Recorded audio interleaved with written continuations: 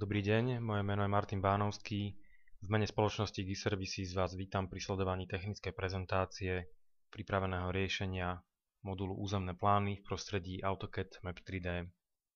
Na úvod si v krátkosti predstavíme program AutoCAD Map 3D.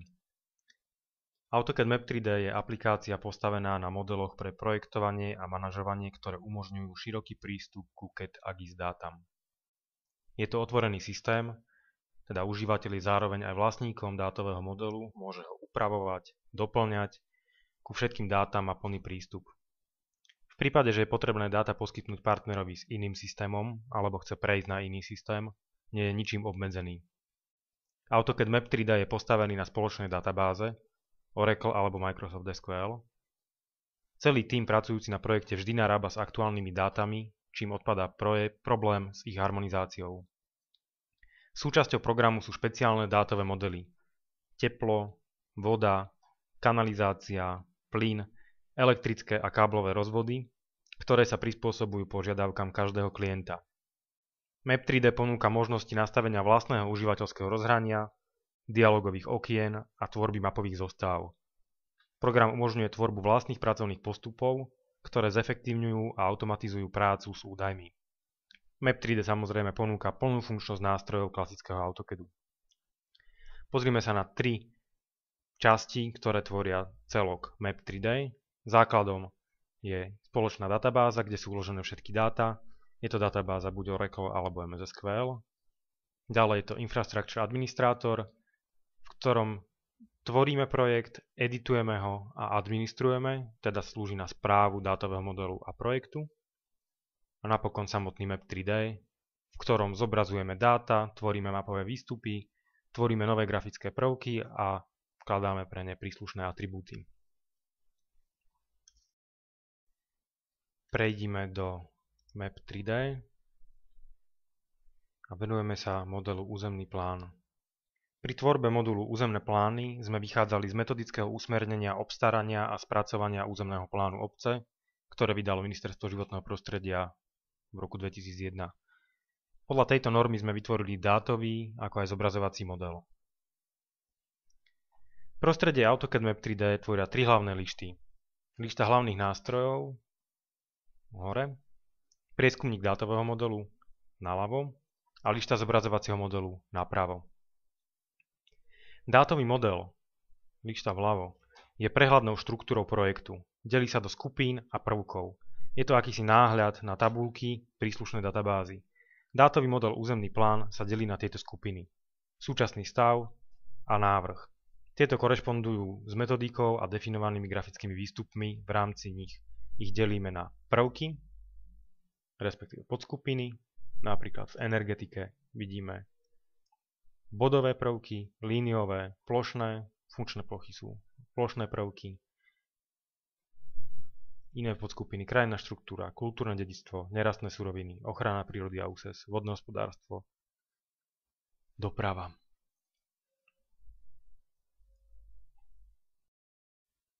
Zobrazovací model, lišta v pravej časti okna, je legendou, symbológiou prvkov v databáze a v závislosti od atribútov týchto prvkov ho môžeme tvoriť a meniť. Zobrazovací model spĺňa požiadavky definované v použitej metodike. Jednoduchým postupom sa však dá upraviť a nastaviť podľa potrieb užívateľa. Delí sa na rovnaké skupiny ako dátový model. Keď si rozklikneme súčasný stav, vidíme tu príslušné podskupiny, rovnako je členený aj návrh. Pozrime sa, aké zobrazenia majú bodové prvky, napríklad v energetike. Energetika body rozbalíme. Vidíme, že možnosti nastavenia bodových prvkov a ich zobrazenie je veľmi široké. Líniové prvky takisto sa dajú nastaviť. Rôzne typy čiar. A na funkčných plochách si ukážeme funkčné plochy, ako ich máme vyfarbené podľa atribútu typ funkčnej plochy. V prípade, že nie sme spokojní so zobrazením a chceme upraviť zobrazovací model, vieme to urobiť veľmi rýchlo. Chceme upraviť zobrazenie funkčnej plochy rodinné domy. Nepáči sa nám farba, má byť viacej síta, zmeníme ju na síto červenú.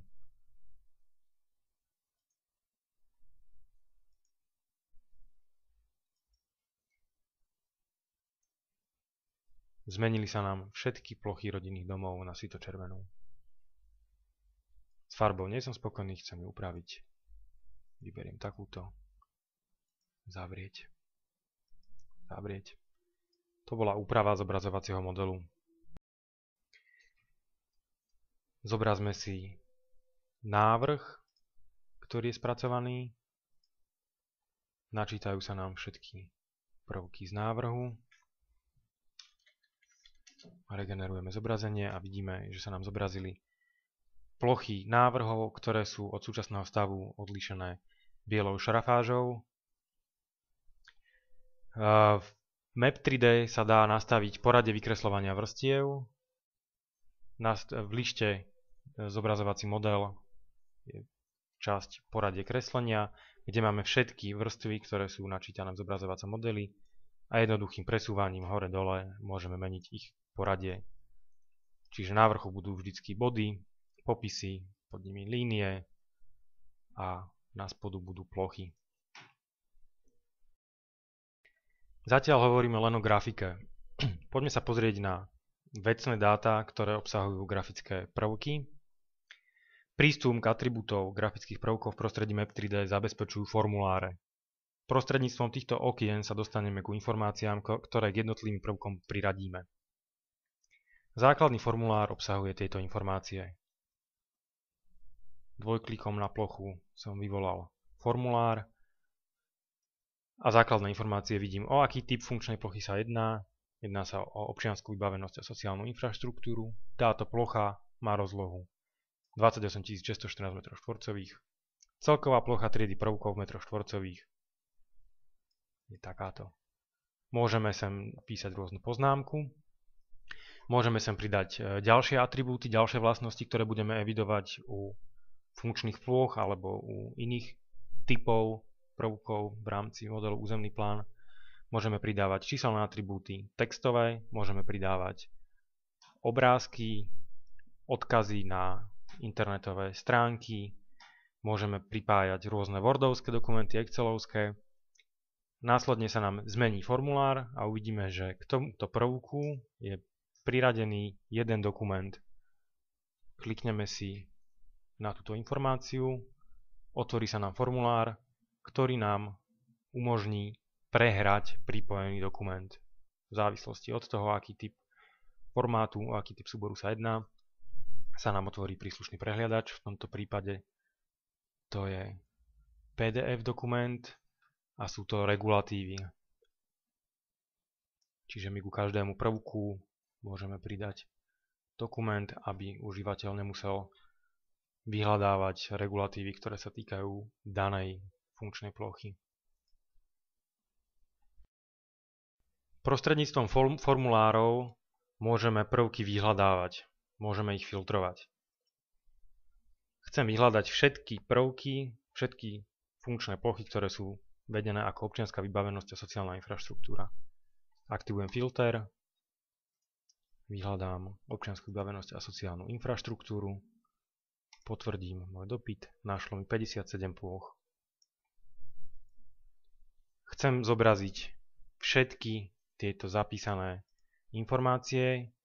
Medzi formulármi môžem prechádzať buď takto šípkami, ale ak chcem prehľadnejšie zobrazenie vo forme tabuľky, kliknem na tabuľkové zobrazenie, ktoré vyzerá takto a tu si môžem zoradiť všetky vyfiltrované prvky podľa plochy. V prípade, že potrebujem urobiť nejakú prehľadnú tabuľku s plochami alebo s atribútmi zapísanými pre tieto vybrané prvky, môžem túto tabuľku exportovať do Excelu.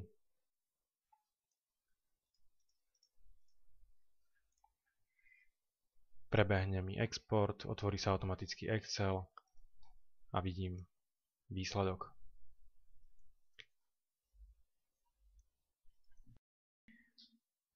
Ukážme si tvorbu nových prvkov. Vypnem návrh a chcem vytvoriť nový prvok. Novú geometriu, vždy musím na začiatku vedieť, do ktorej triedy prvkov bude patriť. Ja teraz chcem nakresliť prvok funkčných plôch. Budem ho digitalizovať s formulárom. Nakreslím jednoduchú geometriu.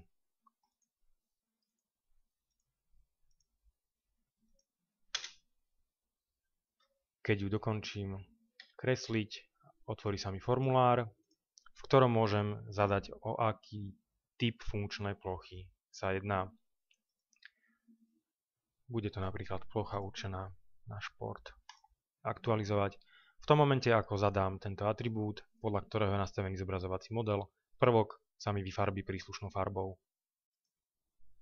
To bol plošný prvok. Ukážme si nakreslenie líniového prvku. Budeme kresliť nové elektrické vedenie. Digitalizovať s formulárom. A nové elektrické vedenie pôjde napríklad takto.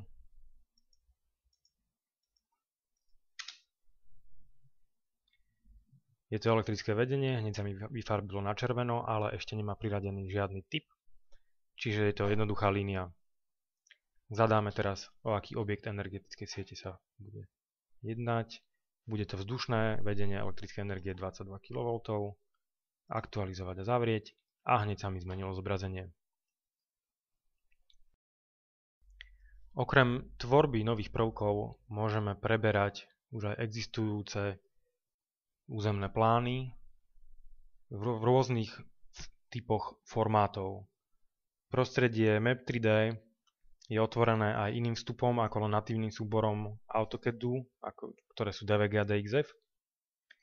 Podporuje importy DGN súborov, Shape súborov, SDF, rastrové formáty, VMS a VFS služby, PostgreSQL, SQLite. Je otvorené pripojeniu k týmto rôznym dátam.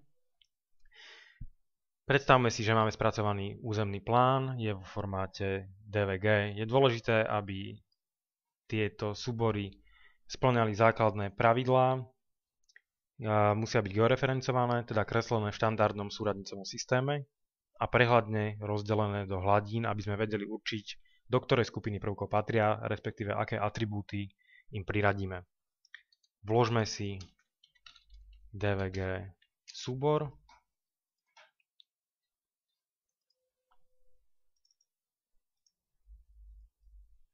Budú to funkčné plochy.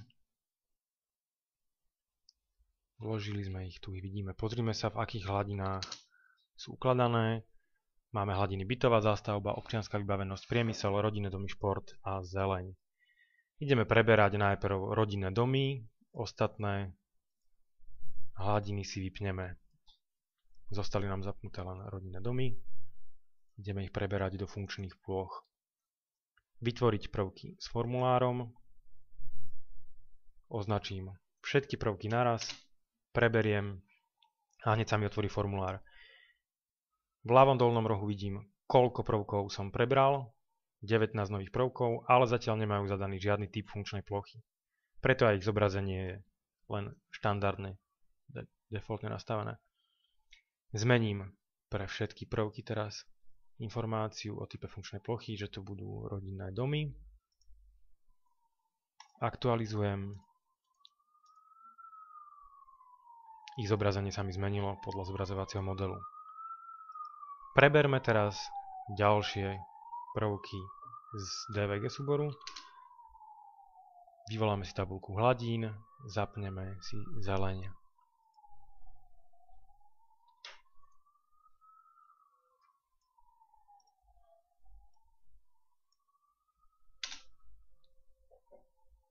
...23 nových prvkov, ktorým zadáme atribút zeleň všetkého druhu a sa aktualizujeme.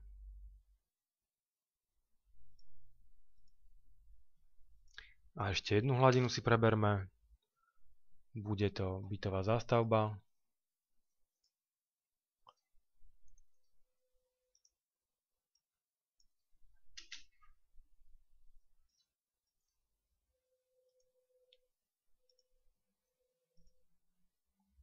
Tak, a toto sú všetky prvky, ktoré sme prebrali z podloženého, z pripojeného DVG súboru.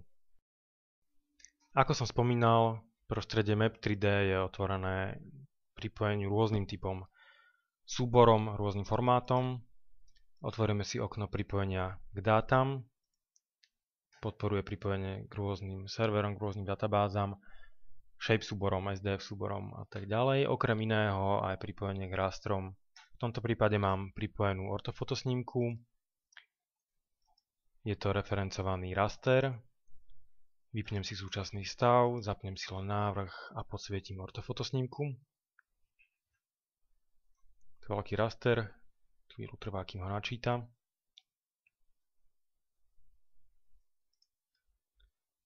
Máme to tu.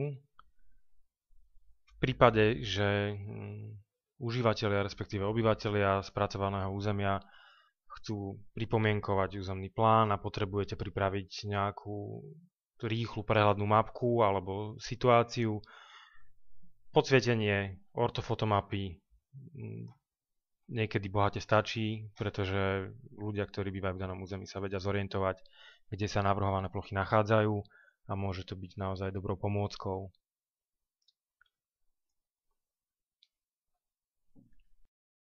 Okrem modulu územné plány máme pripravený aj modul kataster. Pomocou nami pripraveného nástroja vieme importovať dáta z katastra nehnuteľností vo formátoch VGI, FPU, DBF, respektíve CSV a rovnako vieme importovať aj dáta geometrického plánu. Máme na to uspôsobený aj zobrazovací model, ktorý spĺňa požiadavky a dáta v ňom sa zobrazujú tak, ako na katastrálnom portáli. Zapol som vrstvy naimportovaného katastra nehnuteľností. Takto vyzerá tematická mapa, vyfarbenie parcel registra C podľa druhu pozemku. Ukážme si formulár vybranej parcely, napríklad formulár parcely C tejto parcely. Vidíme, že tu máme základné informácie o parcele, číslo parcely, súpisné číslo výmera parcely, zapísaná grafická, číslo listu vlastníctva, evidenčného listu, informáciu o spoločnej nehnuteľnosti, druh pozemku, druh ochrany nehnuteľnosti, spôsob užívania, druh vlastníctva. Formuláre v rámci katastra sú previazané, živé a priamo z formulára parcely registra C sa vieme dostať k formuláru listu vlastníctva, na ktorom sú uvedené základné informácie z listu vlastníctva. Takto vyzerá formulár list vlastníctva. K evidenčnému listu sa vieme rovnako rýchlo dostať.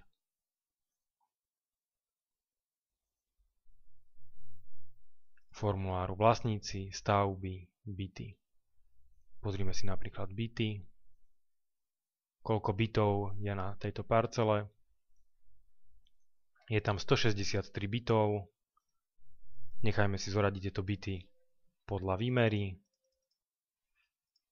Najmenšie byty majú 38 m2, najväčšie 81. Záveriem formulár. Iná tematická mapa, ktorá je pripravená v zobrazovacom modeli pre kataster, je tematická mapa vyfarbenie parciel podľa počtu vlastníkov s gradientom od 1 po 31 a viac, od zelenej po červenú.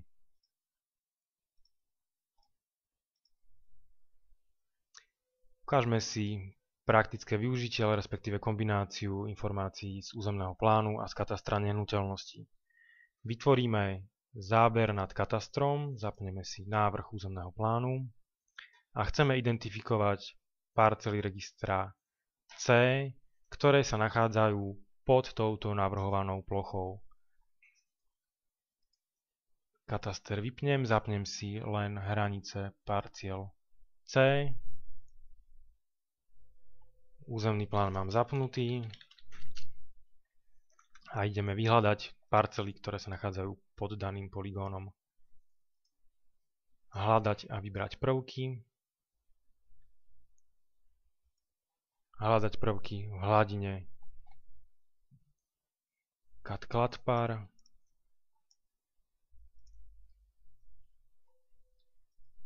Nájsť na mape prienik s poligónom, ktorý už existuje, chceme ho vybrať. Vyberieme tento poligón, potvrdíme náš výber. Zvýraznili sa nám parcely, ktoré sú v kontakte s touto plochou. Zobrazme si ich formuláre. Vidím, že je to 8 parciel registra C. Zobrazme si všetkých vlastníkov týchto parciel. Dokopy majú 6 vlastníkov, medzi inými vlastníkmi je aj mesto. To znamená, ak mesto chce ponúknuť svoje pozemky na predaj, v tomto prípade sa trafilo a môže dôjsť k vysporiadaniu, respektíve ten návrh môže byť priechodný. Ďalšou nadstavbou, ktorú sme pripravili v prostredí Map 3D, je nadstavba pre zobrazovanie snímok z Google Street View. Ukážme si, ako funguje. Musíme byť v území, ktoré je nasnímané s týmito snímkami. Aktivujeme pracovný nástroj, klikneme na bod, plochu alebo líniu a necháme si vykresliť danú snímku.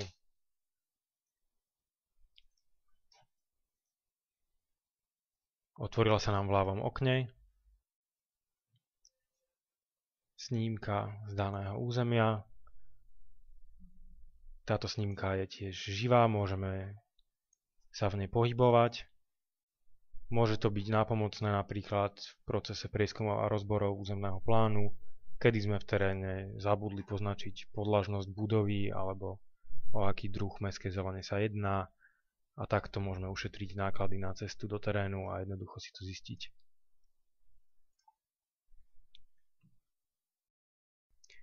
Všetky dáta, ktoré sú spracované v projekte AutoCAD Map 3D, je možné rýchlo a efektívne publikovať na web. Ponúkame dve možnosti publikácie. Prvá možnosť je možnosť publikácie do open source prostredia MapGuide. Toto prostredie slúži hlavne ako prehliadač údajov, no je možné ho rozšíriť o základné možnosti vyhľadávania podľa atribútov. Iné prostredie je prostredie Autodesk Infrastructure Map Server. Je toto vyššia úroveň webového prostredia, v ktorej je možné tvoriť a editovať, respektíve sú dostupné základné funkcie AutoCAD Map 3D. Prepnime sa teraz do takto vypublikovaného projektu. Som vo webovom prehliadači, pozerám sa na to isté ukážkové územie, ktoré bolo aj v projekte Map 3D. Rozdiel medzi prostredím Map 3D a IMS je ten, že na ľavej strane je zobrazovací model. Teraz som zapol návrh a na pravej strane je dátový model. Toto prostredie slúži nielen ako prehliadač. Ukážeme si formulár, ten je plnohodnotný, rovnaký ako v Map 3D, obsahuje všetky tie isté dáta. Môžeme v ňom takisto filtrovať. Aktivujeme filter, chceme zistiť, koľko rodinných domov máme zadefinovaných v tomto projekte. Môžeme tieto dáta opäť exportovať do Excelu a pripraviť tak prehľadný výstup. Dáta môžeme nielen prehliadať, ale v tomto prostredí Infrastructure Map Server ich môžeme aj tvoriť. Poďme vytvoriť novú plochu funkčných plôch.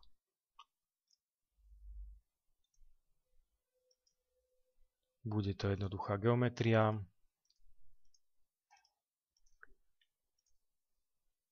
Keď ju dokončím, otvorí sa formulár.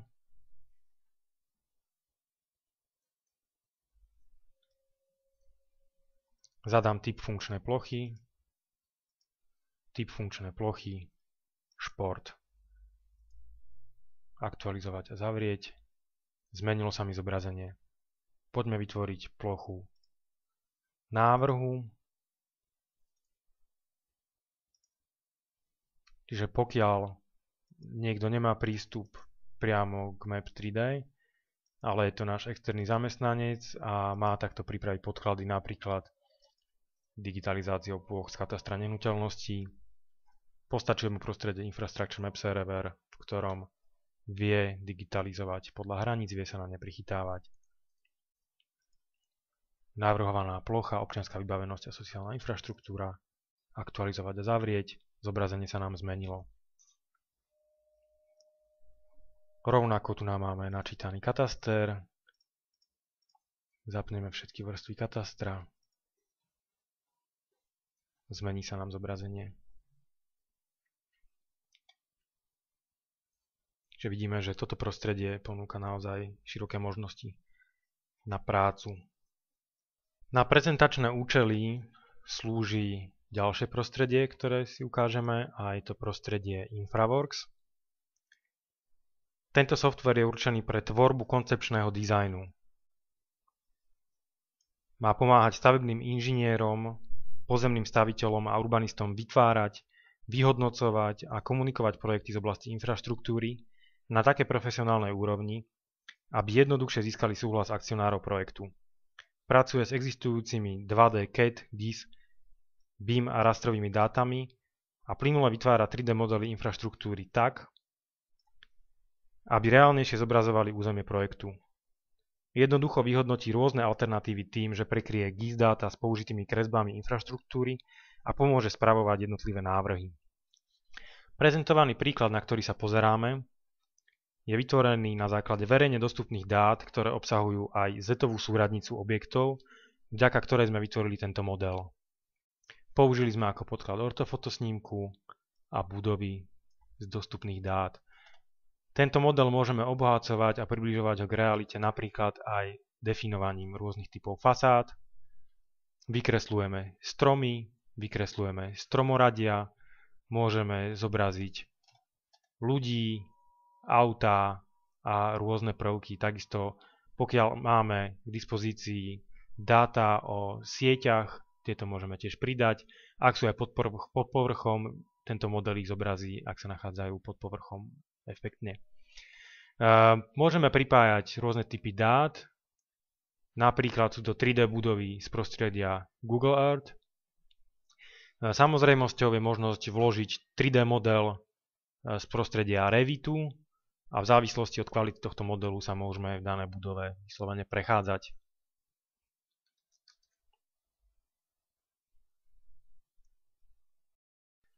Toto prostredie slúži na tvorbu koncepčného dizajnu, koncepčných modelov. Poďme si ukázať napríklad nakreslenie novej cesty, nakreslenie novej budovy. Veľmi rýchle a naozaj iba schematické. Napríklad na tejto ploche chceme nakresliť novú cestu a pripojiť ju na existujúcu cestnú sieť. Vytvoríme si novú cestu, začneme s jej kresbou tu a napojíme na túto cestu. Dvojklikom uzavriem, vznikla nám nová cesta.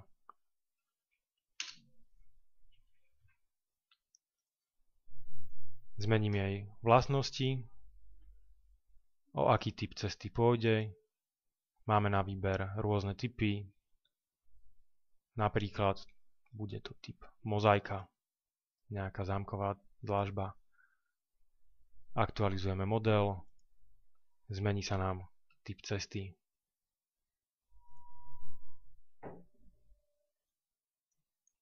Pokiaľ chceme vložiť budovu, vieme ju veľmi rýchlo nakresliť. Nakreslíme jej pôdorys. Budova bude napríklad takáto. Vykreslila sa nám. Chceme zmeniť jej podlažnosť. Klikneme na budovu a jednoducho vyťahneme hore. Čím sme vytvorili veľmi vysokú budovu. Čiže takýto veľmi rýchly koncepčný dizajn ponúka prostredie InfraWorks. Na záver si zhrnieme všetky body, ktoré sme prebrali na tejto technickej prezentácii. Povedali sme si základné informácie o prostredí Map 3D. Predstavili sme si model územné plány, ako je štrukturovaný, podľa ktorej metodiky je vytvorený. Predstavili sme si modul Kataster, predstavili sme si možnosti publikácie na web a v závere sme si predstavili prostredie InfraWorks, ktoré slúži na prezentačné účely.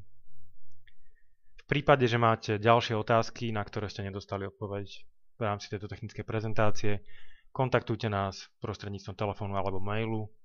Kontaktné informácie nájdete na našej web stránke www.giservices.sk. Ďakujem za pozornosť.